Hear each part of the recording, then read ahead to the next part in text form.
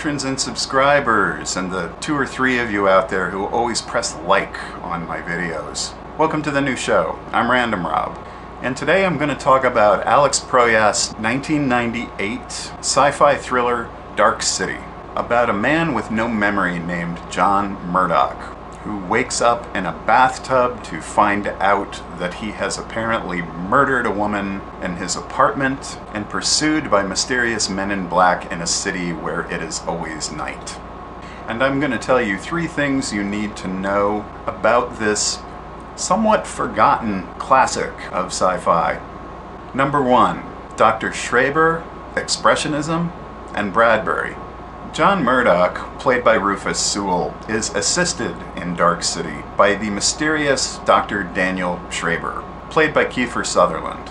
The name of the character is taken from a real-life German judge who died in the early 1900s. Judge Schreber, during his life, went through a complex nervous breakdown, which he chronicled exhaustively in a journal that would become a book he would publish called Memoirs of My Nervous Illness, which would end up becoming required reading for psychiatrists and clinicians in the early 1900s.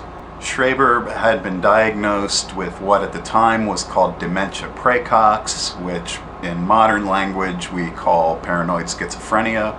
Schreber's breakdown apparently began when he was taking medications to help him sleep, and one morning he awoke with the idea that he wanted to experience sex as a woman.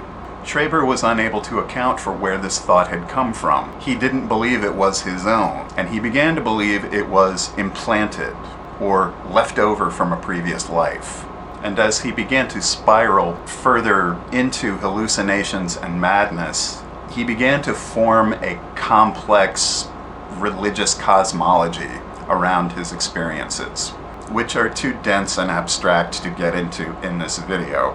However, the book clearly had an effect on Alex Proyas and the writing of Dark City, especially the idea of what Judge Schreber called hastily improvised men, which he believed were human beings that God was creating and putting around him so that he would believe he was living in a still populated world.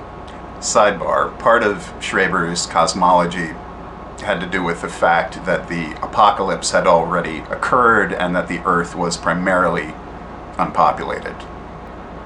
Proyas has said that the concept or the visual look of the film came from when he was working on The Crow, and that the crew assembling and disassembling sections of rooftops gave him this visual idea of this city being created and uncreated by some malevolent agency.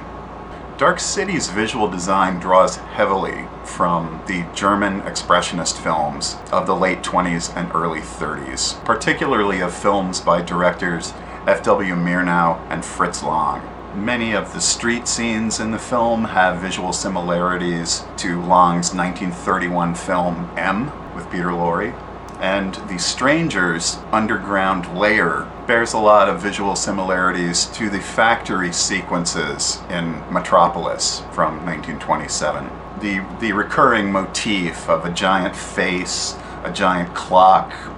Sutherland's distinctive speech patterns as Dr. Schreber are also very similar to Peter Lorre's.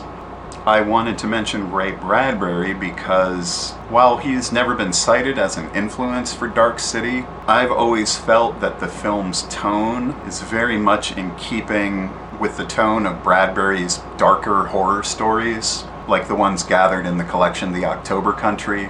I think that The Strangers are very reminiscent of Bradbury's Martians, in that they are often at a loss to understand the human spirit, and also that they have powers of hallucination to change reality. And the way they look and speak in the film also reminds me a lot of the members of the Dark Carnival in Bradbury's Something Wicked This Way Comes. Number 2, hot take. The theatrical cut is better. Now, I'm sure I'll probably get some flack in the comments for saying this, and I will also readily admit I saw the theatrical cut first. Probably saw it half a dozen times before I saw the director's cut. So It's possible if I had seen the director's cut first, I might prefer it. But as far as director's cuts go, my feeling is this. I think a director's cut is warranted when the scenes that get excised and put back in expand the story and characters in a good way. The best example of that I can think of would be James Cameron's The Abyss, where I think the extended cut that restores all the action at the ending and lots of character detail during the film, I think just improves it overall. But the thing with Dark City is a movie about a group of characters whose identities are all counterfeit. So to me, getting to know those characters better seems like a waste of time. And my other point is, since Dark City is about characters whose identities are counterfeit, to me the idea of slowing down and stopping and dwelling on any particular part of the narrative also seems like a waste of time. And what I love about the theatrical cut is that it has the most relentless visual pacing of, I think, any film I've ever seen. I read a statistic that said that the average shot length in the theatrical cut of Dark City is 1.8 seconds long. And I'm always impressed when I watch it how much coverage there is in this film. You can have two characters sitting at a table in a room, and there will be half a dozen to a dozen different angles being used. It seems unheard of nowadays. And it has this dizzying, distracting feeling of being on a roller coaster, and it's why I love the movie, and why the director's cut never clicked with me. It slows down in too many places, the pacing lags. I like the scenes with Mr. Hand, played by Richard O'Brien, where we see his personality submerging into the memories of the murderer, John Murdoch. But I don't think it makes it a better film. Number 3, Proyas, Goyer, Lee, and The Matrix.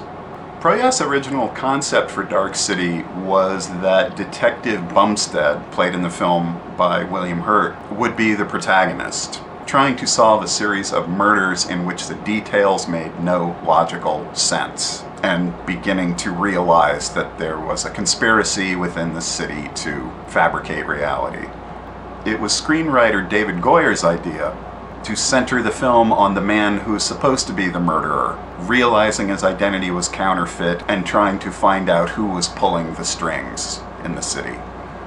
And I must admit, while I'm not crazy about David Goyer's more recent work, I think his instincts were spot on for Dark City. The wrongly accused man makes a more interesting protagonist and makes for a more satisfying ending.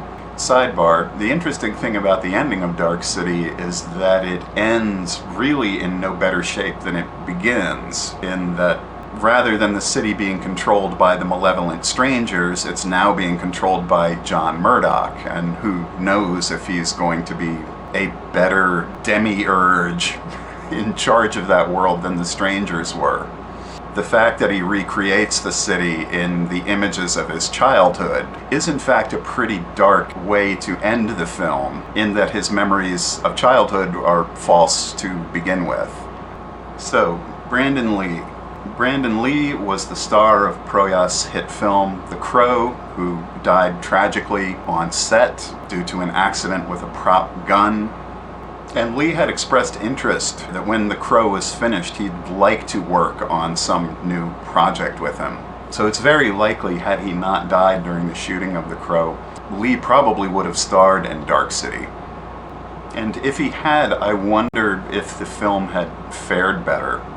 Although Dark City was fairly well reviewed, it came and went in the theaters very quickly, and I think with video rentals and worldwide box office, it ended up recouping the $27 million or so that it cost to make.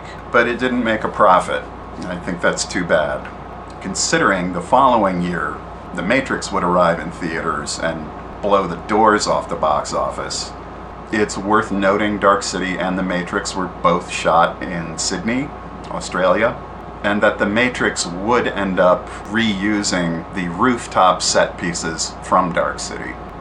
So, would I recommend Dark City? Abso-fucking-lutely. of the simulated reality films that came out in the late 90s in the wake of Ghost in the Shell, like The Matrix, The 13th Floor, Existenz, Dark City is my favorite. Like I said earlier, from beginning to end, it's dizzying visual bombardment and relentless pacing. Unlike the other films in the subgenre, it never slows down to take itself too seriously, which I appreciate. This was a film when it came out, Roger Ebert proclaimed this is the best film of 1998, and even went as far as recording his own commentary track for the DVD release. And I hope in the future it's a film that's rediscovered and reevaluated by a younger generation and ends up on more lists of best sci-fi films of all time. So what did you think of Dark City? Do you think the director's cut is better? What are your other favorite simulated reality films? Let me know in the comments below. And if you like what you heard, press the like button and subscribe, and consider becoming a patron of the new show. I could use your help. Okay, this is Random Rob for the new show, signing off. Be excellent, and take care of yourself. The new show is made possible by generous support from viewers like Tony, Arnell, Skipnick, Christopher, Marian, Eric, and B. Thank you so much for your support.